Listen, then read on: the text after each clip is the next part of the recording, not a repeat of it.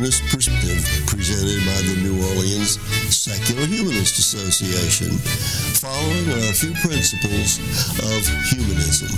We're committed to the use of science and reason for understanding the universe and for solving human problems. We're skeptical of untested claims of knowledge, but we're open to new ideas.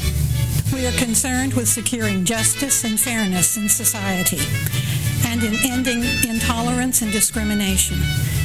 We are committed to total separation of religion and government. We affirm humanism as a realistic alternative to the theologies of despair and the ideologies of violence.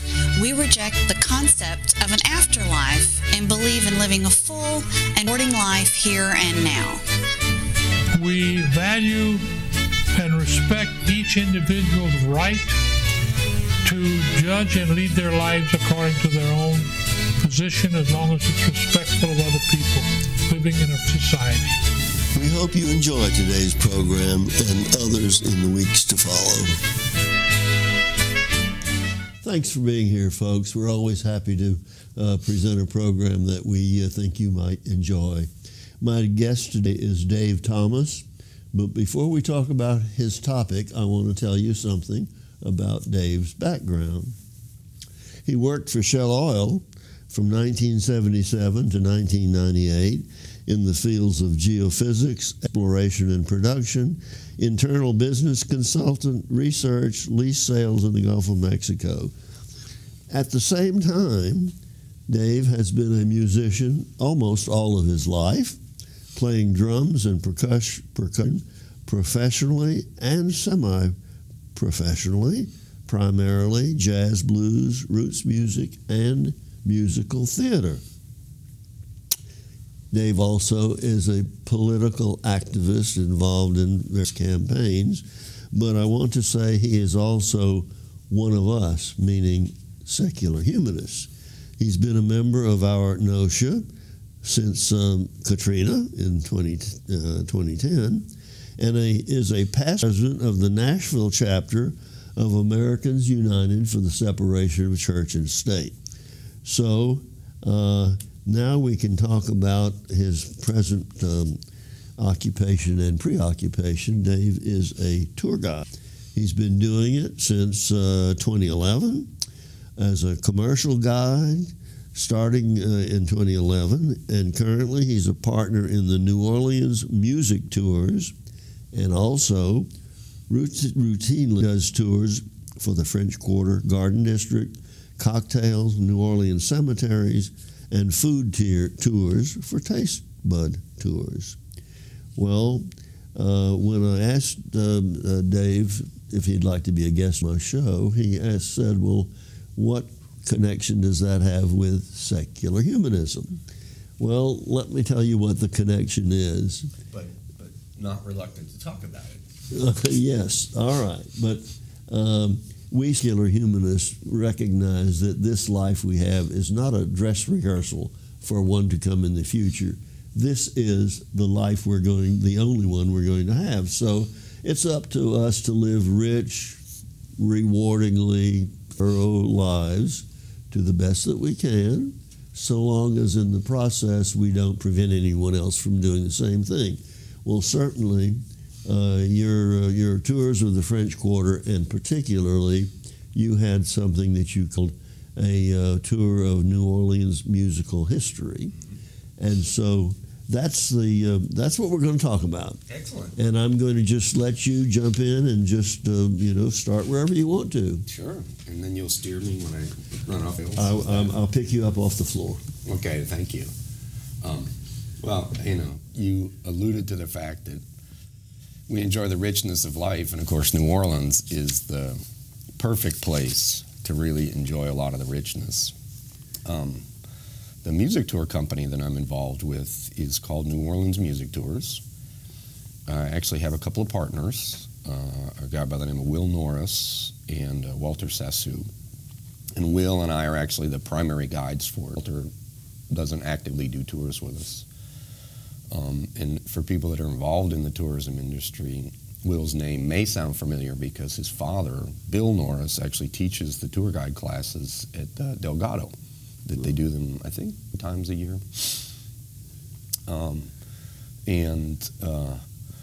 Will and I had been doing music tours for another company in the city. Actually, it's a good company that we still work for. It's called Historic New Orleans Tours. The guy that runs the company is Rob Florence, and he runs some excellent tours. What does a music tour consist of? Well, it could be a variety of things. The company actually, our company actually does 3 different music tours that we have on the calendar, regularly offered.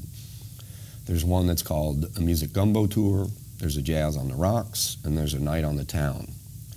And so the Music Gumbo and the Jazz on the Rocks, we take people around to historic sites or sites associated with the New Orleans music legacy, talk about them, and we actually have an iPod and a speaker, and we'll play samples of some iconic New Orleans recordings. And then the Night on the Town is somewhat different in that it's an escorted live music tour. So we'll look up, when we have bookings, we'll look up what music is playing in town that night and actually take people out to what we think is some of the most representative and some of the best music that's on any given night.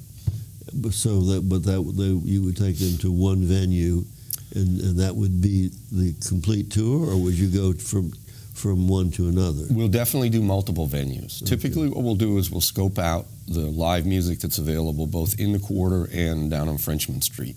Because in either of those neighborhoods you have a cluster of music that's potentially really interesting. Since you mentioned Frenchman Street, Marigny really became the new French Quarter, and I am now convinced that if you go then beyond Marigny, or including Marigny, the whole area has become a cultural district. Oh. New little theaters and art galleries, and so I'm sure that you, as a tour guide, are aware of all of that activity down there. Absolutely. If you go farther down into the Marigny and now even down into the Bywater, yes, there's a lot of stuff going on down there. The St. Roch neighborhood is getting very interesting. So definitely spreading downtown. I think the New Orleans Healing Center, which is a bad name for it, I think that was probably the impetus that made a lot of these other things develop there, because they have a first-class installation, right, including a theater. Right. And you actually had, I mean, Cafe Istanbul is in the Healing Center. Yes. But you actually had a number of music venues down there that predated that. You had the Always Lounge. Oh, yes. The Hi-Ho, Siberia. So there was a fair amount of activity down there. It was just more, I don't know if you'd call it underground maybe, but it wasn't really at top of the radar screen. No, I'm taking you off topic, but in your biography you mentioned music theater. Were you a performer, or in what respect were you involved in that? Playing in the pit. I was on stage when I was in high school, and then I decided maybe, that was not for me. All right. Now I'll let you get back to your tours. Oh, that's okay. So, for example, you were asking about Night on the Town, or we were talking about that, and I did one last night. And that particular one, we went to Frenchman Street because there was a really nice, rich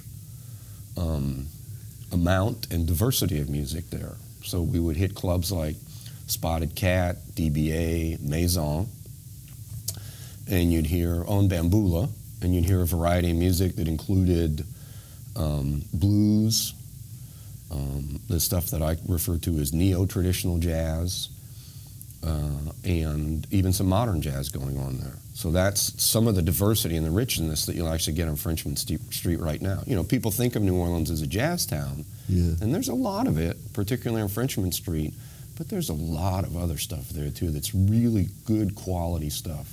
Do you find that the people who take those music tours with you, are they knowledgeable about music? Well, it's really interesting because you have a mixture. So, for example, the people that go on the live music tour, they're interested in music, but they tend not to know a lot about New Orleans music in detail. And that's why they like to be escorted, because essentially we're filtering for them and we're taking them to places and telling them, you don't know about this place or you don't know about this band, but we do, and they're really good, so you need to hear them. And then on the other ones, like the Music Gumbo or the Jazz on the Rocks tour, it tends to be an interesting mix. So frequently what will happen is you may get a couple that'll book a tour, and they book it because one of the people is very interested in music, and the other one not so much. It's not that they're disinterested, but they're not particular music wonks or music fans. So that's a big part of the challenge of doing the music tour is you have at least two different audiences that you have to cater to simultaneously. You have to be able to talk to these people who know a fair amount about music and enrich their understanding and appreciation. And at the same time, you have to be able to engage these people who really don't know much about it, but, you know, are open to it. Now, I had an announcement that said you were giving a talk, I think, at one of the libraries on the historic New Orleans music, which I presume was probably half an hour. We don't have time for you to give that whole talk, but you want to tell us. Want me to talk fast? Is that? You want to tell us some of what you included? Oh, sure.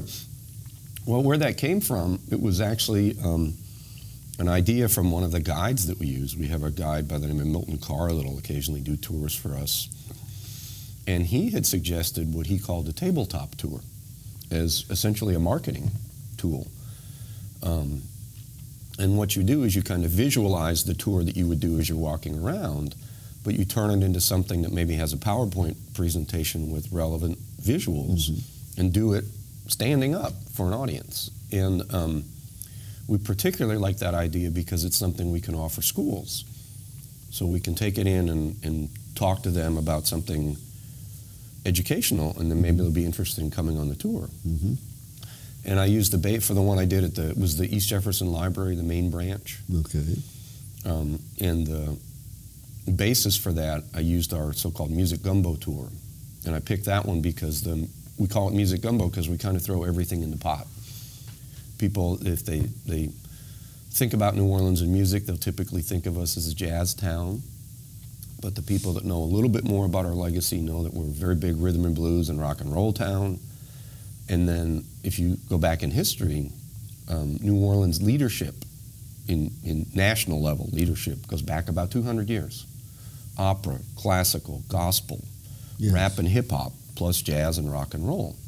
So we try to touch on a lot of that stuff, and that's what I did with that tour. So I kind of spanned the length of jazz history, and basically starting back turn of the last century, late 1800s, early 1900s is more or less when jazz started, sort of centered in New Orleans. And we talk about a guy by the name of Buddy Bolden, cornet player. I don't know, is the name familiar to you? Vaguely familiar. Okay. He's a cornet player, so cornet would be like a trumpet, the slightly different timbre because the bore is a different shape. So to your ear, it would sound like an old-timey trumpet. And he's generally considered the first high-profile jazz musician, proto-jazz musician, you can almost call him, here in New Orleans. Going back to what year? So he would have been playing in the late 1800s, all the way up through 1906. He actually lived to 1932, but he had mental problems and was hospitalized. He actually was out on a parade and kind of wandered off with an attack that was probably something like a schizophrenic attack, was hospitalized the next year, and so for about 25 years of his life, we didn't have access to him. What are some of the names of some of the other historic musicians from New Orleans? Lots. Oh, there's so many that came out of this city. So the biggest one, the most high-profile one, would be Louis Armstrong. Also started out as a cornet player, but shifted to trumpet fairly early in his career because he thought it essentially represented his sound better. And Armstrong is identified as the single most influential person in the history of jazz music. And he learned to play here in New Orleans, either here in the city or out on the riverboats. Was self-taught? No, actually, he dabbled a little bit as a youngster, but he got arrested from firing a gun in the air on New Year's Eve, and he was committed to what was called the Colored Waifs Home. And that was not his first exposure to playing cornet, but that's where he got more formal instruction, structure for playing, and that's really where he first started to develop as a cornet player. In a home for delinquent boys? Yeah, basically, home for delinquent boys.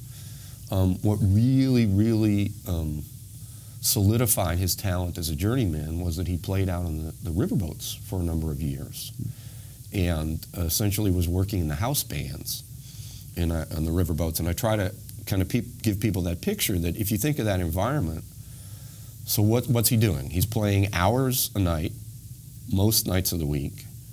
He basically has to be able to play anything because they've got all sorts of an audience on the riverboat, and he has to be a reader. He has to be able to read music, which some musicians don't.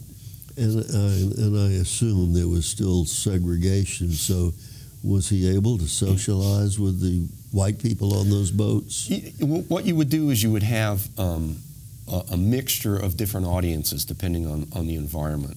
So you would actually have musicians of essentially any race under different circumstances playing for any race. Going back in New Orleans, quite far back, sometimes the venues would accommodate multiple races, but would be segregated by sections. So for example, in some of the old theaters and opera houses, you would have places for whites, blacks, and free people of color. They could all watch the same performance, but they physically had to be separated. In different parts of the theater. Yeah. And some of the New Orleans black musicians, when they would travel to other cities, weren't allowed to eat in the restaurants or stay in the hotels. It was very tough in the Deep South for a lot of the black musicians. And in particular, so you had the Jim Crow era, which basically went from the end of Reconstruction, say the latter part of the 19th century, up until the middle of the 20th century. So you had all these laws in place for separate but so-called separate but equal, which of course was not equal, and other attempts to repress African Americans. But the situation actually got worse at the beginning of the Civil Rights era because there was a backlash. So for example, Louisiana in particular started putting in place more laws in the early 50s to repress African Americans. In particular, that's one of the reasons Armstrong stopped coming back to the state to play, because the state actually put in place a law that forbid integrated bands. And at that time, he was playing with an integrated band. His All-Stars was about half white and half black. So, you know, it was a big point of frustration that his birthplace didn't want him to play with the band that he had. What are some of the other big names in our New Orleans musical history? Well, the first jazz recording was actually made by New Orleans musicians. Not here in New Orleans. They actually did the recordings in New York City in 1917. It was a two-sided record, Livery Stable Blues, and the Dixie Jazz Band One Step. That was 1917, done by the original Dixieland Jazz Band. One of the things I love about them is because they had the early recordings, a lot of the songs they recorded are still part of the traditional and Dixieland repertoire. And my favorite is a song called Tiger Rag. That was from 1918, and the reason that survived for so long is because the vocal refrain on that is "Hold That Tiger." So when you go to all these sports games, particularly if you go to LSU games, the band is playing an original Dixieland jazz band from almost a century ago. And nobody knows. They don't even know that. It's an early Dixieland song, early jazz song. We have some contemporary, well-known New Orleans musicians. Who are some of those? Well, the family that I like to describe as the first family of modern jazz would, of course, be the Marcellus family. Winton is probably the most well-known of the four brothers. He runs the Lincoln Center Jazz Orchestra up in New York.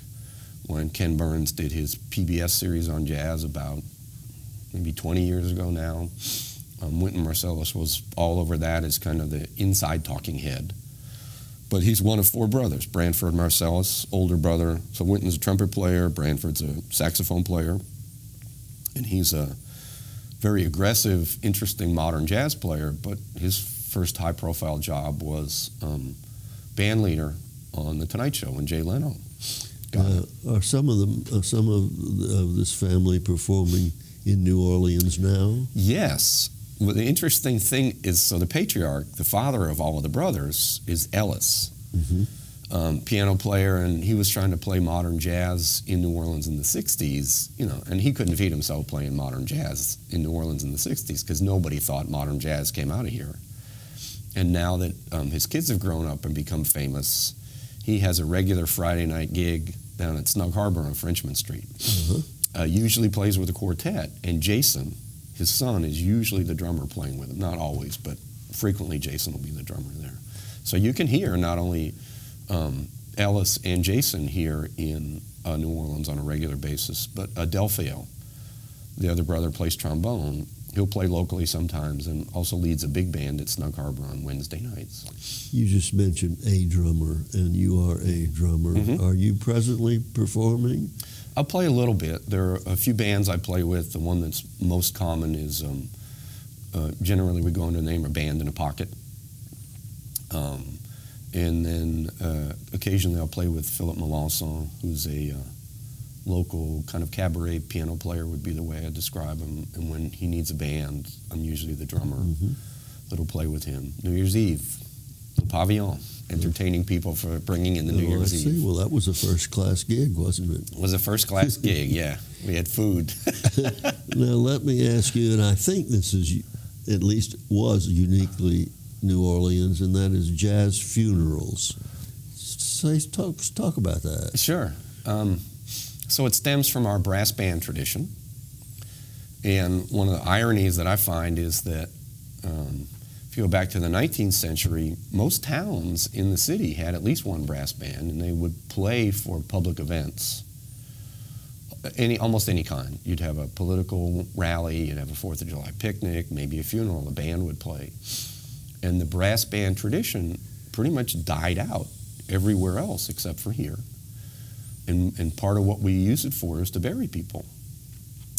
The way the practice, the first part of the practice is usually with a lot of cemeteries in New Orleans, especially the older ones that are actually physically associated with a church right next door. And that was a direct planning because they really didn't understand disease vectors in the 19th century, so they didn't want to essentially parade a coffin any long distance after they waked it to get it into the cemetery because they thought it was a continuing source of disease.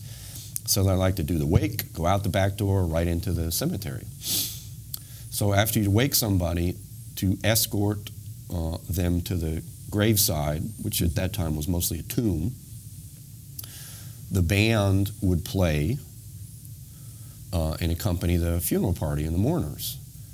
And they would play a dirge, something very slow, and it might be an old spiritual, something like Closer Walk with Thee, and they actually do a very ritualized formal thing. You might see the Grand Marshal in the front with the upturned bowler cupped in his hand, and they have a very ritualized step that they call a slow drag.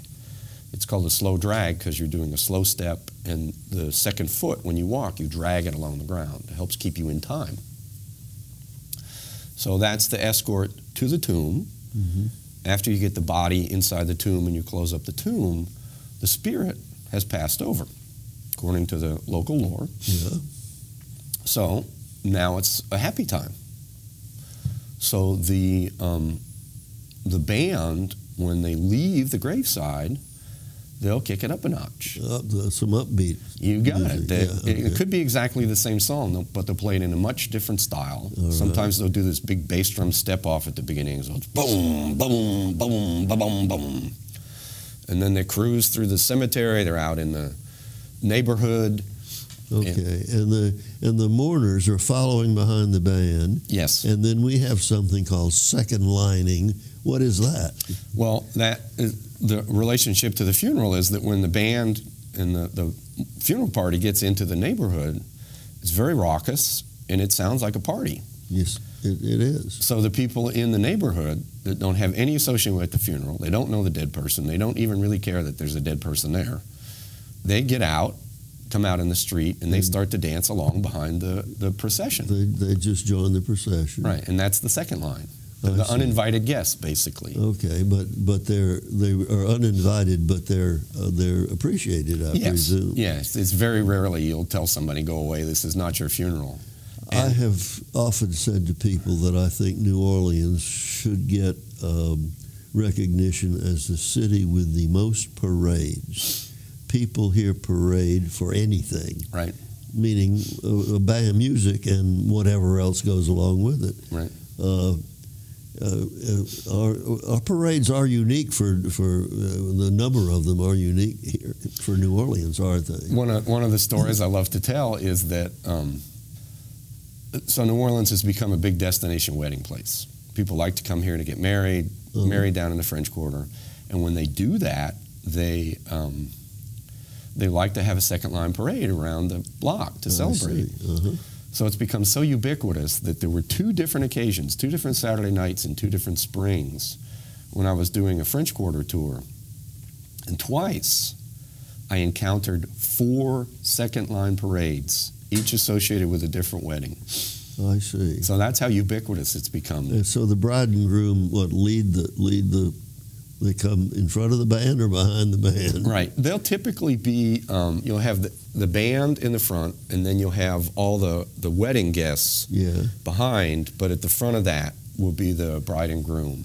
Sometimes you'll see them in a carriage, not usually for the second line parade, but sometimes they might do that. Dave, we got about a minute and a half left, and I'm Sure. going to let you take this time to say whatever you would like our audience to know about you or about music or whatever. Okay. Well, while I have the time, I'd like to make a plug for New Orleans Music Tours. They can find us online, really easy. The website is Don't say what it costs because we can't sell anything. No, NewOrleansMusicTours.com. Okay. So it's really easy to get to. And if people have any questions about tours or tourism or music-related stuff, they can actually send me an email to my personal email, born2step@gmail.com. Born2step is BORN number 2 STEP@gmail.com. And I'd love to see them out on the streets. All right. Well, listen, Dave, pleasure to have you here Thank with you, Harry. us. And thank you for having us, and thank you for your support of NOSHA for all these years. Well, I have done that for a number of years. Yes, you have. I have done this show for a number of years, and so I want to thank those folks who are watching our show and let you know that if you're only watching it on local television, it is available through the internet. You can go to the NOSHA website, nosha.org, click on media, and you'll get a whole menu of programs that you can pick the ones you want to watch. So with that, I'd like to say thanks for being here with us, and hope to see you again soon.